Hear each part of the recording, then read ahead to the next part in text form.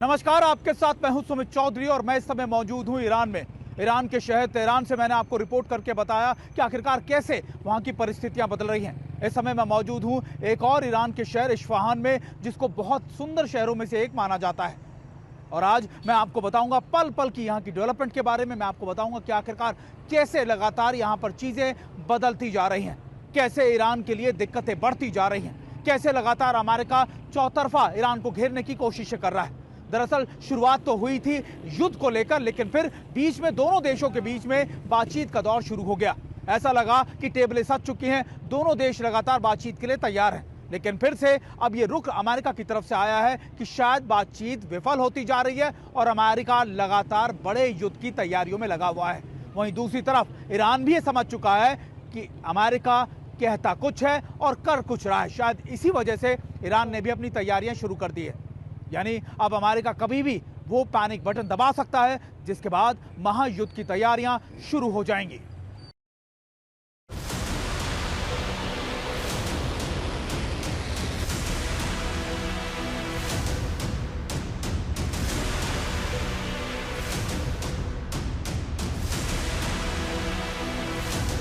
Trump के दिमाग में क्या है?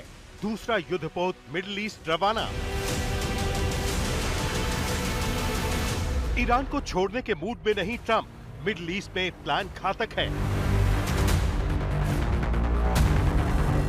यूएसएस अब्राहम लिंकन के बाद अब यूएसएस जेराल्ड आर फोर्ड भी भेजा। जंग का नया प्लान, अब दो एयरक्राफ्ट कैरियर के घेरे में ईरान। क्या डोनाल्ड ट्रंप ईरान पर हमले का ऑर्डर देने वाले हैं? ईरान और अमेरिका से जुड़ी ये बहुत बड़ी खबर है, क्योंकि डोनाल्ड ट्रंप जिस तरह से फैसले ले रहे हैं वो अब जंग का सिग्नल दे रहा है। आपको बता दें कि aircraft carrier USS Abraham Lincoln के बाद अमेरिका ने दुनिया के सबसे विशाल aircraft carrier USS Gerald R Ford को मिडिल ईस्ट के लिए रवाना कर दिया है। ये एयरक्राफ्ट कैरियर कैरिबियन सागर से निकला है। आपको बता दें कि वेनेजुएला में अमेरिकी ऑपरेशन को अंजाम देने के बाद यूएसएस जेराल्ड आर फोर्ड घर वापस लौटने के बजाय ईरान के पास जाकर अपनी ताकत दिखाएगा। न्यूयॉर्क टाइम्स का दावा है कि 3 जनवरी को वेनेजुएला में हुए उस अटैक में भी इसी जंगी जहाज के लड़ाकू विमानों का हाथ था, जिसमें मादुरो को बंधक बनाकर अमेरिका ले जाया गया।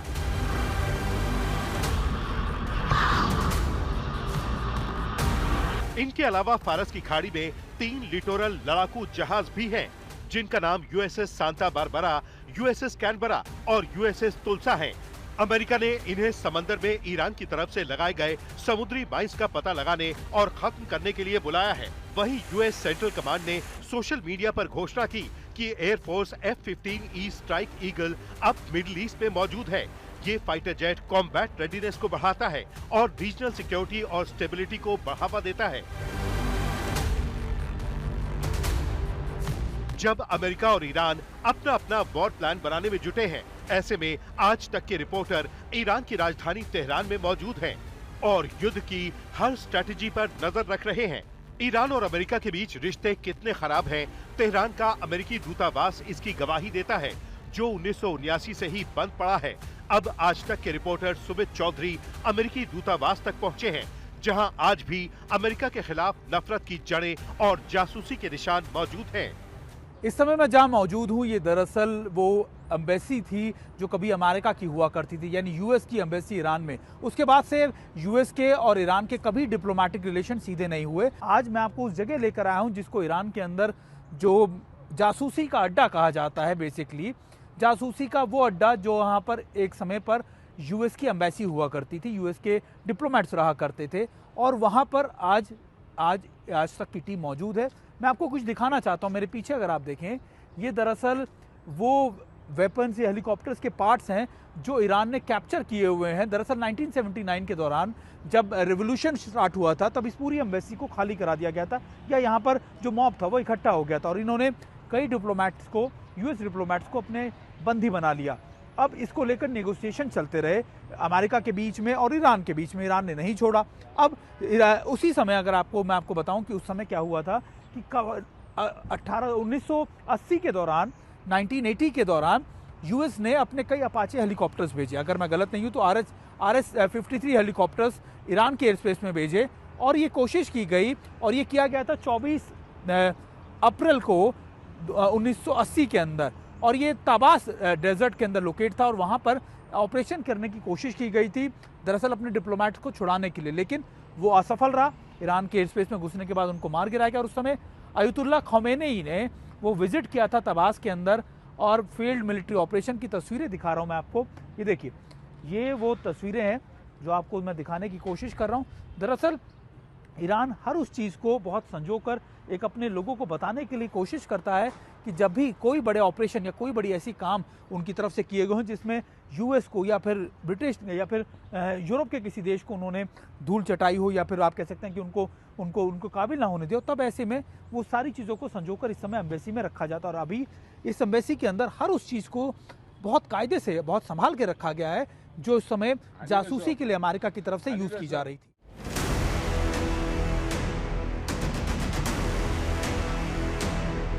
इस वक्त तेहरान में जो हालात हैं, उससे मैसेज क्लियर है कि ईरान जंग के लिए तैयार है, क्योंकि ईरान ने जिस तरह से इस्लामिक क्रांति के 47 साल पूरे होने पर जश्न मनाया और अमेरिका को ये मैसेज भी दिया कि ईरान की जनता एकजुट है।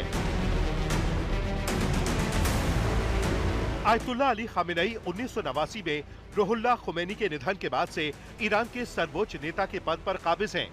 ईरान में 1979 की इस्लामी क्रांति के दौरान जब शाह मोहम्मद रजा पहलवी को हटाया गया तो खामेनेई ने क्रांति में बड़ी भूमिका निभाई थी। इस्लामिक क्रांति के बाद खामेनेई को 1981 में राष्ट्रपति बनाया गया। वो 8 साल तक इस पद पर रहे।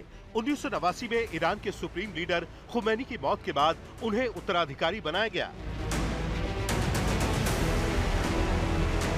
आज तक की टीम तेहरान में खुमैनी के घर तक पहुंची। आज तक दुनिया का पहला ऐसा चैनल है जो सीधे खुमैनी के घर से रिपोर्ट कर रहा है। इस समय मैं मौजूद हूँ इमाम खुमैनी के घर में, जहाँ पर वो लगातार काम किया करते थे। और अगर आप देखें तो ये उनकी कुछ जो ऑफिस है उसको भी एक तरीके का म्यूजियम या फिर एक बड़ी इंपॉर्टेंट जगह बना दिया गया। हालांकि ये जगह अलाउड नहीं है किसी भी शख्स के लिए, सिर्फ ईरान के लोग ही यहाँ पर आ सकते हैं। लेकिन अभी यहाँ पे तब्दीली की जो की गई है उनकी पुरानी तस्वीरों के साथ। देखिए, जब वो एक्साइल के बाद यानी जो उनको देश निकाला दिया गया था करीबन 2 दशक से तक वो बाहर थे, जब वो पहली बार एयर फ्रांस के प्लेन से आए थे, वो पहली तस्वीर यहाँ पर जो ली गई थी ये वो है।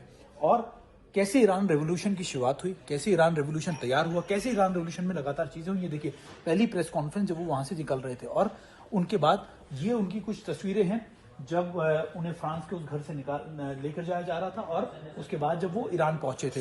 ईरान रेवोल्यूशन की अपनी बहुत बड़ी आप कह सकते हैं कि एक बड़ा इतिहास रहा है और बड़े लंबे समय तक आप कह सकते हैं कि यहाँ पर चीज़ें हुई थी। लेकिन अब यहाँ पर क्या आलम है, ये उनका घर है जहाँ मैं इस समय मौजूद हूँ।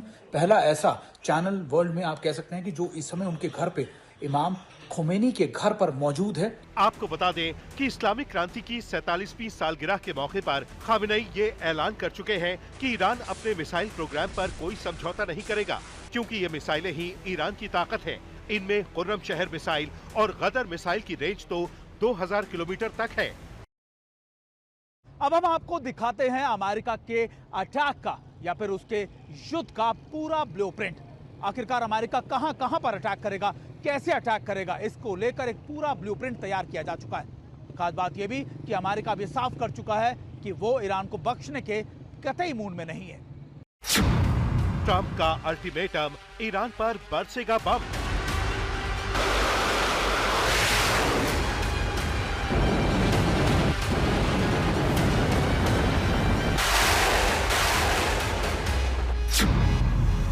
विध्वंसक मिसाइलों का टारगेट किया लॉक।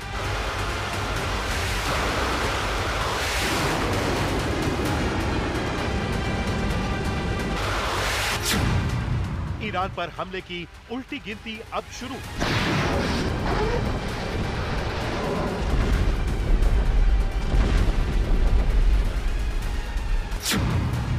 हमले की तारीख और वक्त सब तय हो गया। 100 लड़ाकू जेट, 500 मिसाइलों से होगा हमला।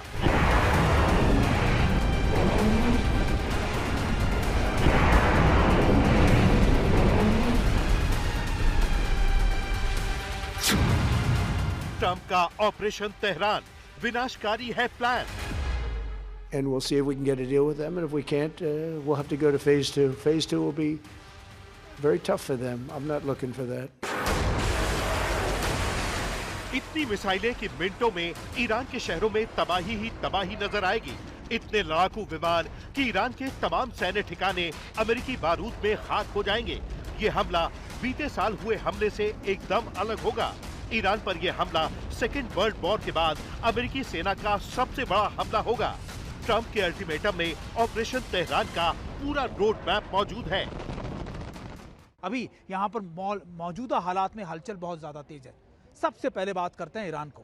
दरअसल ईरान की चौतरफा दिक्कतें बढ़ती जा रही हैं। अमेरिकी राष्ट्रपति डोनाल्ड ट्रंप ने मिडनाइट हैमर के नए ऑपरेशन का ऐलान करने के बाद ईरान को नया अल्टीमेटम दे दिया है। वहीं दूसरी तरफ कोशिश की जा रही है कि अब अमेरिका का नया एयरक्राफ्ट कैरियर जल्दी, यानी दूसरा एयरक्राफ्ट कैरियर भी जल्दी ही मिडिल ईस्ट में पहुंच जाए। वहीं दूसरी तरफ जमीनी कार्रवाई के लिए भी अमेरिका ने आर्मेनिया पर हलचल तेज कर दी है। उत्तरी इलाकों के अंदर लगातार अमेरिका का सैन्य जमावड़ा बहुत तेजी से बढ़ता जा रहा है। यकीन मानिए, अमेरिकी राष्ट्रपति और इजराइल के प्रधानमंत्री नेतन्याहू के बीच हुई मीटिंग में ईरान की तबाही का पूरा ब्लूप्रिंट तैयार किया जा चुका है। ट्रंप ने नेतन्याहू को बता दिया है कि ऑपरेशन तेहरान में क्या क्या होने वाला है, कहां हमला होगा और कैसे हमला होगा और कब हमला होगा। ईरान को लेकर अमेरिकी राष्ट्रपति अपना फैसला लॉक कर चुके हैं। अमेरिका और ईरान के बीच टेबल पर बातचीत हुई, लेकिन बातचीत का कोई नतीजा नहीं निकला। बड़ी बात यह है कि ईरान ने अमेरिका की शर्तों को ठुकरा दिया। ऐलान कर दिया है कि ईरान की बैलिस्टिक मिसाइलों का प्रोग्राम नहीं थमेगा, क्योंकि ईरान की सबसे बड़ी ताकत बैलिस्टिक मिसाइलें हैं। वही मिसाइलें जिनसे अमेरिका का दोस्त इजराइल भी खौफ खाता है। इजरायली मीडिया की रिपोर्ट्स को माने तो हमले से पहले फाइनल राउंड की मीटिंग के लिए ट्रंप ने नेतन्याहू को व्हाइट हाउस बुलाया था। व्हाइट हाउस में ट्रंप से मुलाकात करने से ठीक पहले इजराइल ने एक नई मिसाइल का सफल परीक्षण किया है। ऐसी मिसाइल जिसे रोकने या जिस मिसाइल का तोड़ ईरान के पास नहीं है, यानी इजराइल ने तेहरान को तबाह करने वाली मिसाइल बना ली है। पूरी दुनिया इस समय तीसरे विश्व युद्ध के मुहाने पर खड़ी है। इसका सबसे बड़ा कारण है कि इजराइल ने अपने तरकश से वो तीर निकाल दिया है जिसकी डर और देश का दहशत पूरी दुनिया में है। दरअसल जिसकी कार्ड ना तो रूस के पास है और ना ही चीन के पास है। इजराइल ने एरो 4 का सफल परीक्षण कर दिया है। दरअसल ये वो मिसाइल है, वो डिफेंस सिस्टम है जो ईरान से आने वाली किसी भी बैलिस्टिक मिसाइल को निष्क्रिय कर सकती है, मिट्टी में मिला सकती है। और शायद इसी वजह से इजराइल ने वो कार्ड ढूंढ ली है जिसका इंतजार लंबे समय से, या जिसकी तैयारी लंबे समय से इजराइल कर रहा था। डिफेंस एक्सपर्ट मानते हैं कि ईरान पर हमले की सैन्य तैयारी पूरी हो चुकी है। ये वही तैयारी है जिसका अंदाजा ईरान को बखूबी है। चंद दिन पहले ईरान एक बड़ी गलती कर चुका है। दरअसल ईरान ने अरब सागर में तैनात अमेरिकी सैन्य बेड़े तक अपने ड्रोन भेजने की हिमाकत की। ईरान की हिमाकत का मुंहतोड़ जवाब देते हुए अमेरिकी लड़ाकू विमान ने ईरानी ड्रोन को मार गिराया था। ट्रंप ने ईरान को साफ संदेश दे दिया, अमेरिका किसी भी वक्त हमले के लिए तैयार है। शर्त यही है कि ईरान को हर हाल में सरेंडर करना होगा।